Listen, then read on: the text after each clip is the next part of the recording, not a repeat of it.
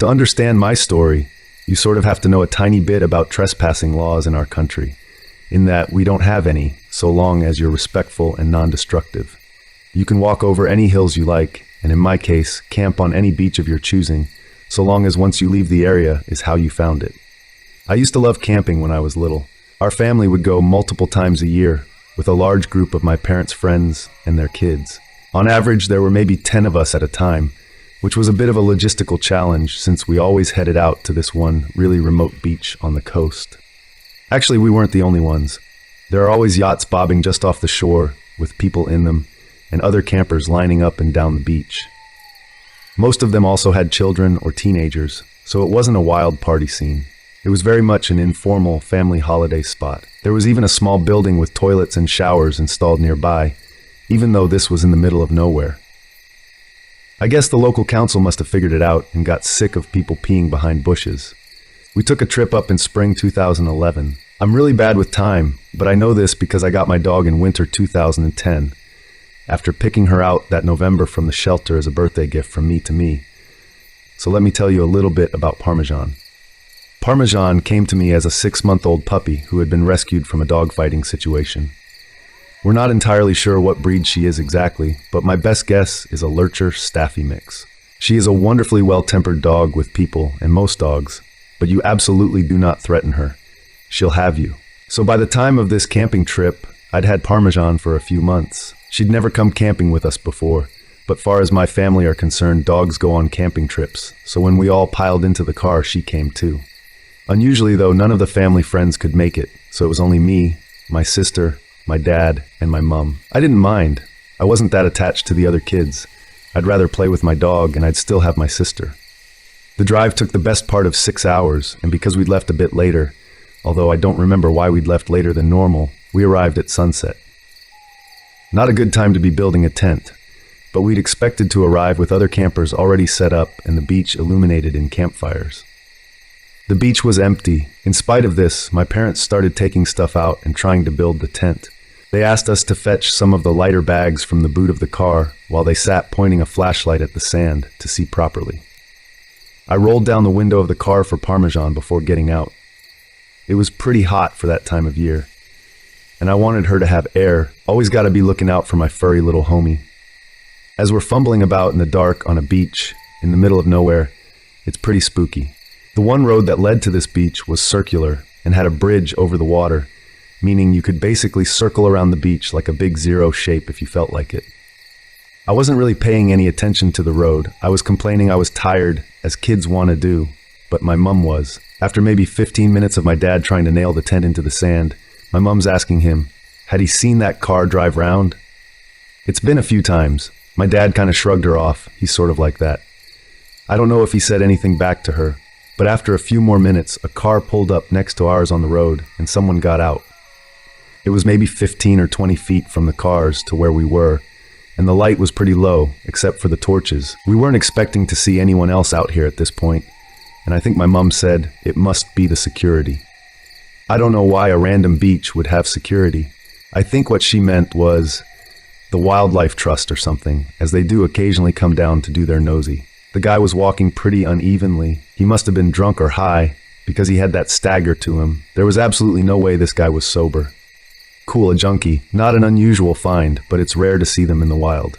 As he walked into flashlight range, we realized he was carrying a large knife, maybe 15 inches. Although I was small at the time, so maybe my sense of scale was off. I don't like my dad, but credit to him, once he saw this, he got up immediately, holding onto the camping mallet, and put us all behind him. The man began to shout wildly at us that we can't camp here, and he was just letting us know. My dad tried to initially be a bit low-key with the guy and told him that was fine, we'd leave, but this didn't work. He kept coming closer to us, so my dad started shouting, and the man kept shouting back. My sister and I were crying. I remember shaking. I was utterly terrified, as I'm sure anyone would be in that situation. It really did seem like this guy and my dad were going to fight, and I'm going to be honest, I didn't fancy my dad's chances. While it's grim to consider, I'm absolutely convinced he would have killed my dad, and possibly us as well once he was done, as I don't think my mother would have had the common sense to run with us. I love her, but she's always put Dad and her relationship with him above us. This isn't how it went down. A bolt from the black like a wolf descending on its prey took us all by surprise. Most of all, the man with the knife. In that moment, Parmesan was the apex predator large canines represent in nature. She got him good by the arm and clamped down hard, ripping his jacket and shredding the skin underneath. He dropped the knife as it had been in the arm she had got him by. He kicked her, he punched her, and eventually got her off. He grabbed the knife from the sand and ran back to his car and drove off. Parmesan didn't follow him. She stayed with us, muzzle covered in blood. Quickly as we could, we gathered our things and all got back in the car, all pretty shook up by the incident. I looked Parmy over. She was okay, but the car's window was much more open than I'd left it. We think what happened was when the shouting started, she must have put her paws up on the gap I'd left for her. As it was an old car and had the rolly-down windows and not an electric button, we think she must have been able to hit it with her paws to force it down enough to squeeze out. This is not the end of my story. We were all pretty scared, and since we had the dog with us, we couldn't book into a hotel for the night. My parents decided just to drive home so we could all feel safe, but first had to drive into the nearest town for petrol as they were kind of low. I spent the time trying to clean Parmesan up a little. I'd always loved dogs, but what she'd just done for me blew my mind. As we drove into town, we came across a petrol station, but it looked closed. My dad drove up closer to get a better look and stuck his head out the window to get a better look at the sign. My mom asked him what on earth he was doing, and he told her he was trying to see when it opened. Never, my heart fucking sank. Parked in the corner behind a van so we hadn't seen him at first was the man with the knife. He was sitting on the bonnet of his car, using some tissue paper to clean up his arm. It looked pretty bad. Without stopping to refuel or look anywhere else in town, my dad drove right out of there. He decided to go to the next town over, but this was removed. The next town over was 60 miles away. He didn't have that much petrol, we realized, as we began driving. We were going to break down. That's fine, Dad said. We had AA cover. They'd come to us home, or at least to somewhere acceptable for the night. Better than staying in the last town. After driving for maybe 5 minutes, lights flash us from behind. Another car, the same car the man had been driving. It was him following us. He must have realized we were low on petrol. The next half hour was one of the worst half hours of my life. I had a complete and utter breakdown, as did everyone really. I could tell my parents were trying to keep it under wraps so it wouldn't upset us. But we weren't really little kids. We were both double digits. We knew how dangerous this situation was. Dad turned off the radio to conserve petrol, and the man followed us for 55 miles before he peeled away onto another road. Our fuel meter was on the big red E for empty for the last 10 miles. We were driving on fumes.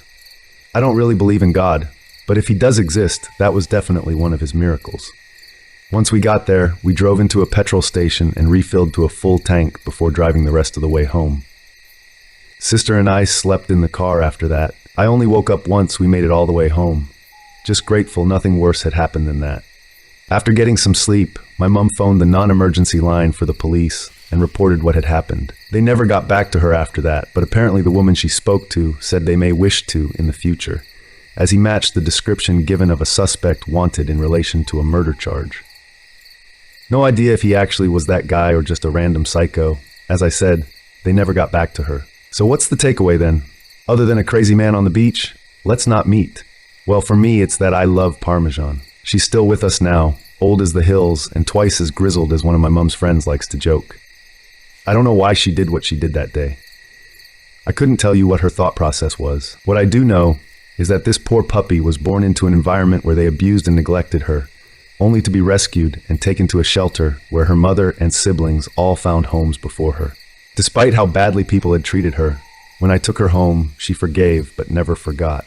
I think the saying is, I never trust a person who doesn't like a dog, but I always trust a dog when they don't like a person. They have a very good understanding of human body language, and I think she must have understood how much danger we were in. If you're able to, please adopt. You might find yourself in a situation like mine one day. I promise you, if you're willing to save a four-legged friend's life, they will pay you back tenfold if they're able to, without a thought for their own safety. I paid £78 for Parmesan's adoption fee, which is a lot when you're a kid, but it chills me to my bones knowing if I hadn't been so instant on a dog, I might be dead. So when I was 13, my parents sent me to an all-girls fitness camp to work on becoming the best version of me. Well, let's be honest here, it was a fat camp, and it was as horrible as you can imagine. Bad food, all-day exercise, and god-awful counselors. The camp took place on a college campus, where they had us sleeping in dorms of 2 girls per room. But I had high hopes that it wouldn't be a complete waste of a summer, as my roommate seemed like a great girl. Let's call her Mary. We had similar interests and the same style. It seemed like a perfect match. We would chat late into the night, planning our escape from the camp, bemoaning having to give up our cell phones, though secretly I had managed to sneak mine in, and talking about our families and how much they sucked for sending us here.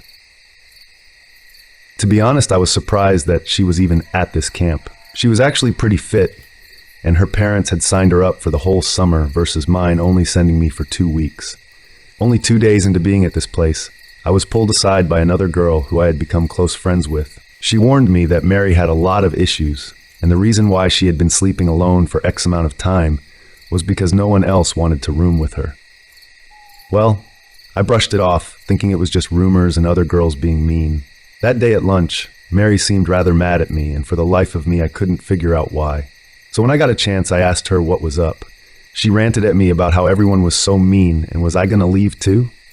She went on to explain how this one girl she was rooming with switched rooms because she made friends with this popular girl, and that she made up lies to be popular. And silly me, I believed her.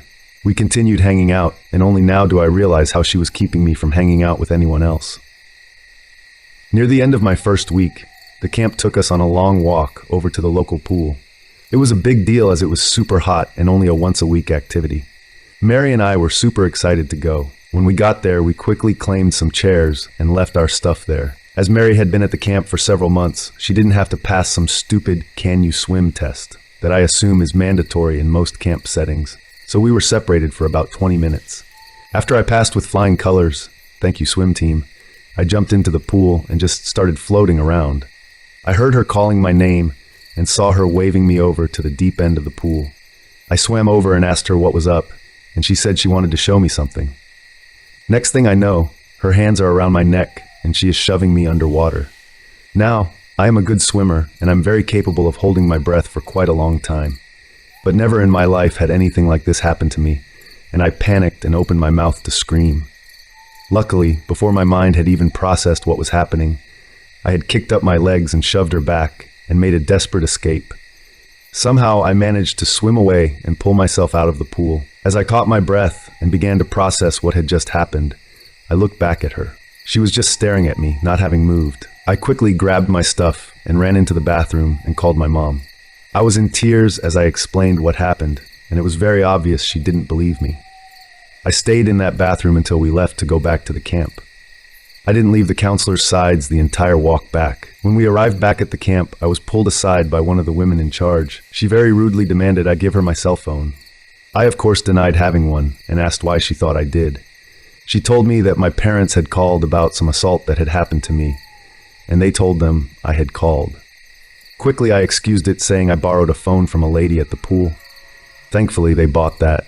They told me that I would be moved to a new room the next day, and that I had to spend the night with Mary one last time. Furiously, I begged them to please let me sleep on the floor of another girl's room, but they insisted I was being melodramatic. As soon as I was left alone, again I raced to the closest bathroom and called my mom. That's when I learned the truth about Mary. I wasn't her second roommate, nor her third, fourth, or fifth.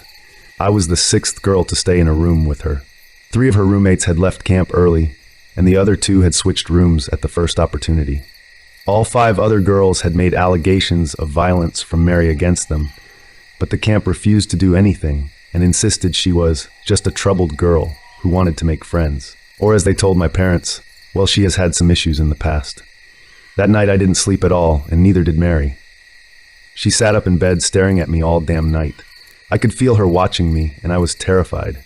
I had my phone clutched in my hand, with 911 dialed and ready to call at any moment. I practically cried when the sun came up. That day, I was moved to a new room in a different building, and somehow managed to break my foot in the process, so my parents drove up and took me home with a cast on my foot to commemorate my time there. To this day, I have had issues from what this girl did to me, and I have never been able to live with roommates or make friends as easily. Every summer, when my sister and I were young, my dad would set up a tent in the backyard. I have fond memories of afternoons spent playing in our super secret clubhouse. To enter, visitors have to either recite the password or pay a reasonable entrance fee, 1 cookie per club member. The tent was ours and ours alone, and we could leave it in as big of a mess as we wanted to without getting scolded. Comics, toys, blankets, and even clothes were scattered about on the floor, but neither of us minded the chaos. On rare occasions, Dad would let us spend the night alone in the tent. Those nights were particularly special to us, as they were the only times we got to do anything outdoorsy. We lived in the city, and the closest we got to nature was a small forest separating our yard from the neighbor's home. The trees were so thin and far apart from one another that we could clearly see through to the other side. It barely qualified as a forest, but despite this, I learned one night that something could hide in it, just out of sight. That night was the last I ever spent in the tent. It happened when I was about 9 years old. I woke one morning to the sound of my dad shutting the attic door. The noise could only mean one of two things. Either he was feeling nostalgic and wanted to look at our family albums, or it was time for the tent to come up. I ran out into the hall, only to see him hauling the lumpy bag that contained our childhood fort. My dad smiled as I squealed and bounced with excitement. While my sister and I ate breakfast, he slaved away in the backyard, pitching the old, patchy tent onto the freshly cut grass. From time to time, we'd hear him curse, but whenever we looked out the window, he'd just smile and wave. He wanted to make us happy, so he hid his frustrations as best he could. In hindsight, he probably would have spared himself a lot of grief if he'd taken the time to find the assembly instructions, but he always managed to figure it out on his own eventually. We knew we were in for a special treat when my father momentarily disappeared in the garage, only to return with an extension cord and the small TV that used to belong on our kitchen counter. It had broken a few months back, but evidently Dad had found a way to repair it. He ran the extension cord from the socket near the sliding glass patio door all the way into the tent, where he then plugged the TV. Upon his return, he declared that my sister and I were going to have a special movie night as a reward for our excellent report cards. We were elated. That night, Dad brought us popcorn, candy, and a thermos full of hot chocolate. He kissed us goodnight and left us to our marathon of Disney VHS tapes. We fell asleep to the sound of crickets chirping outside and anthropomorphic animals singing on screen. It must have been near midnight when I woke up, my bladder almost exploding from all the hot cocoa I had drunk earlier. It was eerily quiet outside. If not for the sound of the static coming from the TV, I would have thought someone had swallowed all the ambient noise.